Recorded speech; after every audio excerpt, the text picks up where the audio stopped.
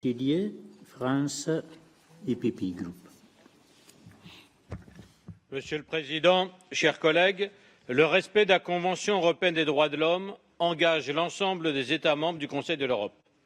Elle garantit aux citoyens des États membres le respect des droits fondamentaux.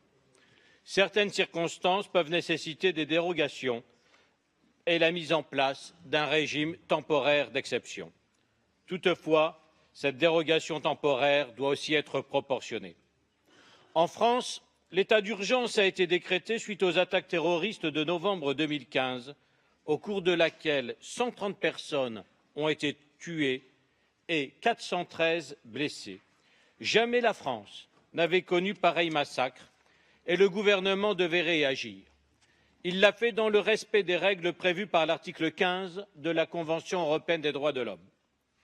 L'état d'urgence est resté en vigueur près de 2 ans, ce qui peut paraître excessif. Pourtant, il était nécessaire pour renforcer la sécurité de nos concitoyens. En outre, une fois l'état d'urgence décrété, il était politiquement difficile d'y mettre fin alors que la menace terroriste est toujours si présente. Rappelons que sans sécurité, il ne peut pas y avoir d'état de droit. L'état d'urgence a pris fin avec l'adoption de la loi renforçant la sécurité intérieure et la lutte contre le terrorisme. Le Sénat français, où je siège, a amendé le projet du gouvernement pour obtenir un texte plus respectueux des libertés fondamentales. Le Sénat français a conféré un caractère temporaire aux principales mesures restrictives de liberté, notamment en limitant dans le temps l'application des mesures individuelles de contrôle administratif et de surveillance. En outre, la fermeture administrative de lieux de culte ne peut se faire que dans le but de prévenir des actes de terrorisme.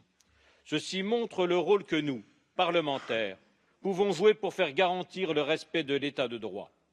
L'ensemble de ces éléments devrait garantir que le texte sera appliqué dans le respect des normes du Conseil de l'Europe. Avant cela, l'état d'urgence a été appliqué 3 fois en France durant la guerre d'Algérie, puis 3 fois en Outre-mer dans les années 80 et enfin en 2005 en raison d'émeutes dans les banlieues. L'usage qui en est fait est donc restreint fort heureusement, mais des réformes pourraient effectivement être envisagées si nécessaire pour mieux circonscrire les mises en œuvre de mesures individuelles. Et le Sénat a institué à cet effet une mission pluraliste comprenant un membre de chaque groupe politique pour observer l'application des mesures votées. Les situations en Turquie et en Ukraine sont bien différentes, s'agissant respectivement d'un coup d'État manqué et d'une situation de guerre. Nul doute que ces situations nécessitaient que l'état d'urgence soit décrété. Aujourd'hui, il paraît toutefois nécessaire d'en sortir. En effet, les mesures d'urgence ne sont pas efficaces sur le long terme et surtout très coûteuses. Surtout, l'état d'urgence ne doit pas se substituer à l'état de droit et l'état de droit doit trouver en son sein les moyens de prévenir les risques pérennes. Thank you very much.